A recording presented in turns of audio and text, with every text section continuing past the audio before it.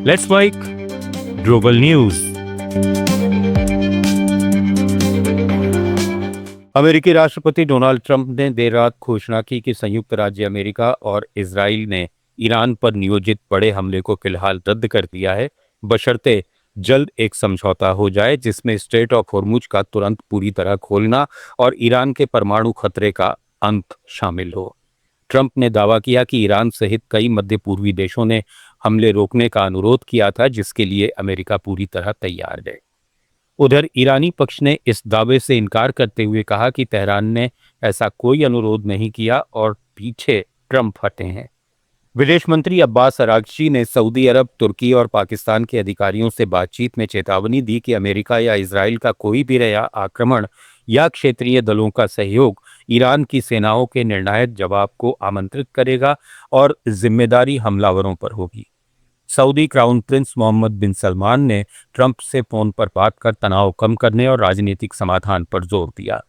Iran के कार्यवाहक रक्षा मंत्री ने कहा कि हर धमकी को गंभीर माना जा रहा है और सैन्य तैयारियां बढ़ाई जा रही हैं। हालांकि रात भर कोई नया हमला नहीं हुआ और अमेरिकी विदेश विभाग ने मध्य पूर्व में अपने नागरिकों को बाहर निकलने पर विचार करने की सलाह दी है। अमेरिकी विदेश मंत्री मार्को रूबियो ने ईरान को लेकर राष्ट्रपति डोनाल्ड ट्रंप की रणनीति की तारीफ की है। रूबियो ने कहा कि ईरान ने पहले कभी ऐसे अमेरिकी राष्ट्रपति का सामना नहीं किया जो सीधे और सख्त फैसले लेते हों।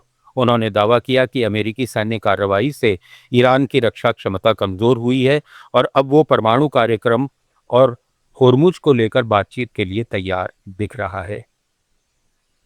रूस के ताजा मिसाइल और ड्रोन हमलों के बाद यूक्रेनी राष्ट्रपति वोलोदिमीर ज़ेलेंस्की ने अमेरिका और यूरोपीय देशों से तुरंत पैट्रियट एयर डिफेंस सिस्टम की इंटरसेप्टर मिसाइलें भेजने की अपील की है। ज़ेलेंस्की ने कहा कि रूस ने कीव समेत कई शहरों पर बड़े हमले किए, जिसमें 9 लोगों की मौत और करीब 40 लोग घायल हुए। उन्होंने दावा किया कि यूक्रेन के पास पैट्रियट मिसाइलों का भंडार कम होने के कारण वो सिर्फ एक बैलिस्टिक मिसाइल को रोक सका। यूक्रेनी राष्ट्रपति ने सहयोगी देशों से नए प्रतिबंध लगाने और रूस के हथियार उद्योग को कमजोर करने की भी मांग की है। वहीं रूस का दावा है कि उसने सैन्य ठिकानों को निशाना बनाया था।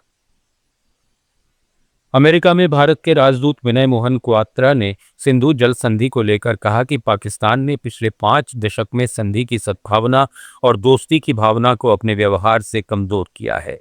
क्वात्रा ने कहा कि भारत द्वारा सिंधु जल संधि को स्थगित करने का फैसला पाकिस्तान की आतंकवाद समर्थक नीतियों और लगातार शत्रुतापूर्ण रवैये का परिणाम है। उन्होंने आरोप लगाया कि पाकिस्तान ने भारत की जल परियोजनाओं में बार बार बाधाएं डाली और संधि में जरूरी बदलावों का भी विरोध किया। राजदूत ने दोहराया कि आतंकवाद और बातचीत साथ साथ नहीं चल सकते। उन्होंने पाकिस्तान से पहले अपने आतंकी ढांचे को खत्म करने और भारत को दोष देने के बजाय अपने जल प्रबंधन में सुधार करने की सलाह दी। रूस के स्कोलकोवो इंस्टीट्यूट की एक नई रिसर्च में दावा किया गया है कि भविष्य में इंसान की उम्र सैद्धांतिक रूप से 194 साल तक पहुंच सकती है। वैज्ञानिकों का कहना है कि यदि बुढ़ापे की जैविक प्रक्रियाओं को नियंत्रित किया जाए और गंभीर बीमारियों पर काबू पाया जाए तो उम्र में बड़ी बढ़ोतरी संभव हो सकती है। इसी बीच रूस के लंबे समय से चल रहे एंटी एजिंग रिसर्च प्रोजेक्ट की भी चर्चा तेज हो गई है। इस परियोजना के तहत जीन थेरेपी, बायोप्रिंटिंग और अंग प्रत्यारोपण जैसी तकनीकों पर काम किया जा रहा है। हालांकि वैज्ञानिकों ने यह दावा नहीं किया है कि इंसान अमर हो सकता है। पेरू में प्रसिद्ध नाज़का लाइन्स देखने जा रहे पर्यटकों से भरा एक छोटा विमान दुर्घटनाग्रस्त हो गया, जिसमें सवार सभी 13 लोगों की मौत हो गई। स्थानीय प्रशासन के मुताबिक विमान ने इका शहर से उड़ान भरी थी और नाज़का शहर के बाहर एक खेत में क्रैश हो गया। हादसे में 11 पर्यटकों के साथ पायलट और सह पायलट की भी जान चली गई। मृतकों में इटली, स्पेन और जर्मनी के नागरिक शामिल थे।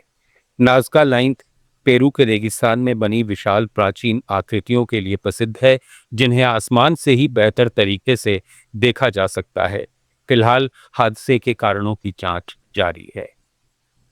ग्लोबल न्यूज में फिलहाल इतना ही। बने रहिए लेट्स माइक के साथ। आप सुन रहे थे let's mike more than radio. Follow कीजिए हमें हमारे सोशल मीडिया प्लेटफॉर्म्स पर।